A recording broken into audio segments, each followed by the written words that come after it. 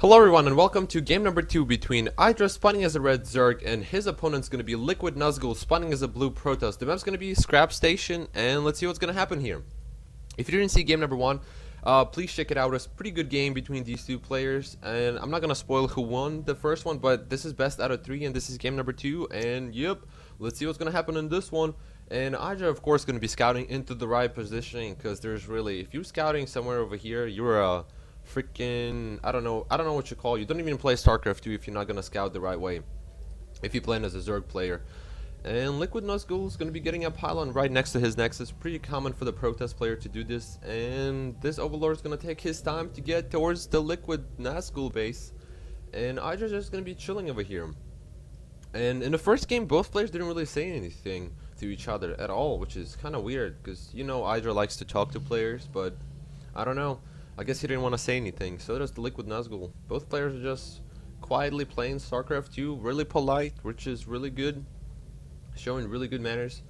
And what is IdrA doing? IdRA's got his Overlord over here, and LiquidNazgul is going to be getting a gateway next to his pylon, and this Overlord is going to be like, man, I know exactly where you at right now, and I know exactly what are you getting, so you cannot really proxy me anything. So, and where are these drones going? I guess IdrA's gonna go for he's gonna go for the hatchery before the spawning pool, which is really hard to defend against if your opponent's gonna try to go for 2-gate build. But no, LiquidNazgul's not going for 2-gate build. He's just gonna be getting a simulator, so just standard opening for the Protoss player. And he actually is gonna go putting another pylon over here, and he's still not scouting what is IdrA's going for.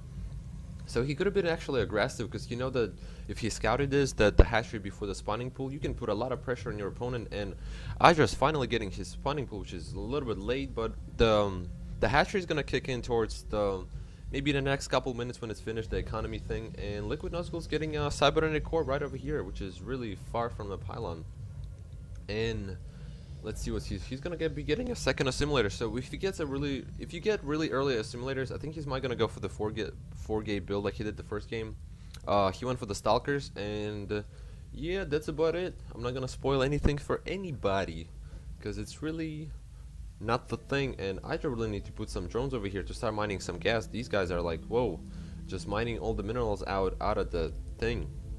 And LiquidNazgul still did not scout his opponent, so he doesn't know what IdrA has, so he really needs to go to IdrA's base with a drone or something. Oh, probe, I'm sorry.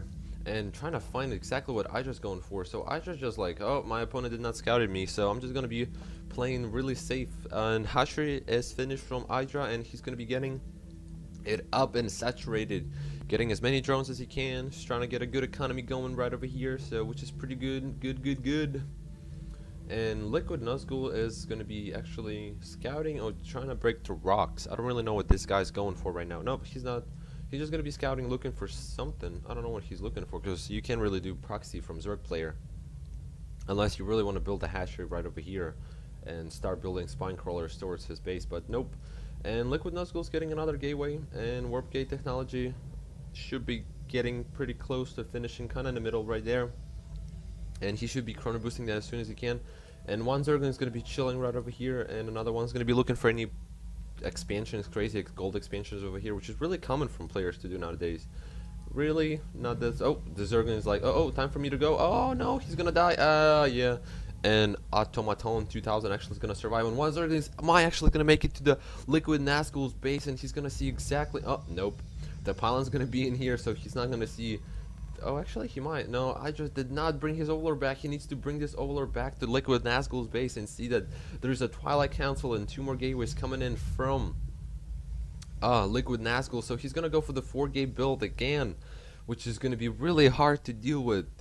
Like in the first game, IdrA was hard for him to deal with that thing, but IdRA's going to be getting Zerglings, no roach war, nothing. I don't see any roaches at all. So IdrA really needs to start getting as many Zerglings as he can to deal with these 2 Stalkers coming in towards his base.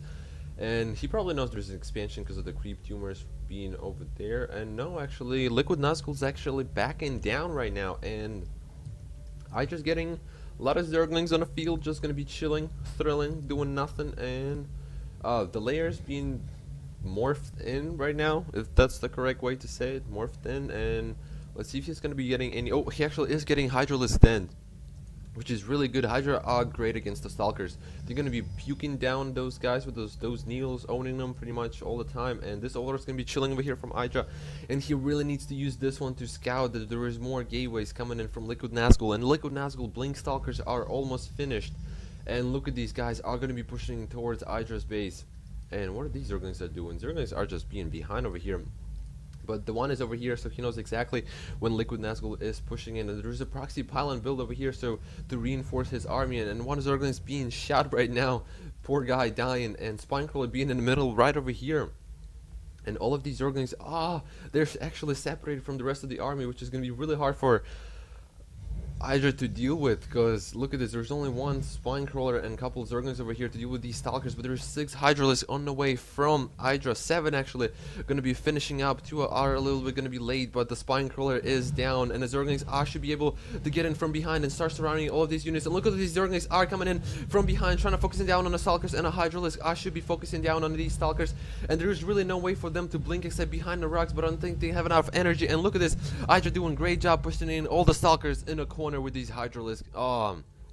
Great micro from IdrA, just pushing his opponent in the back and just forcing him to back down. And he's going to be focusing down on his pylon. And yep, this buddy's going to be going down, and IdRA's going to be getting more Hydralisks. These guys are straight up ballers, man. Gotta catch some breath. And LiquidNazgul actually is going to be reinforcing his army right over here, getting some more Stalkers. And IdRA's going to go for the rocks, I guess, trying to get his shorter distance. And what are these guys are doing? He needs to move these closer so the rest of them can actually shoot the other rocks, but no, he's not doing anything. And LiquidNazgul actually is going to be pushing in with the Stalkers, and IdRA's like, oh no, I'm just gonna keep breaking the rocks, I don't really care. And one of the layer of the rocks is down, and no, IdrA should not be pushing out, and actually he should be able to see those Stalkers because of the creep. And look at these Zerglings are gonna try focusing down on these rocks, and the rocks might gonna go down, but IdrA knows exactly that LiquidNazgul is pushing in because he sees that he can see the units pushing down over here. And look at these Hydralisks are focusing down on the Stalkers, and Stalkers going down so quickly to these Hydralisks, and more Zerglings coming in from behind these Stalkers, and LiquidNazgul is gonna be pushing back, going back to his base, just gonna be chilling probably over here. Because both sets of rock is broken now, and IdrA actually is going to be pushing in towards his base. The Zerglings should be able to get in there, and the Hydralisk are going to be coming in from here. And man, LiquidNazgul is not doing anything. He's just going to be sitting behind the Hydralisk, but the Hydralisks are in a good position right now, and the Zerglings are going to be focusing down on the Stalkers, and Hydralisks are going to be doing their job, focusing down on all the Stalkers, and Stalkers are going to be getting down, and more reinforcement coming in from IdrA, and IdRA's doing a great micro right now with his Hydralisk and his Zerglings, and my computer is lagging. I really apologize about this.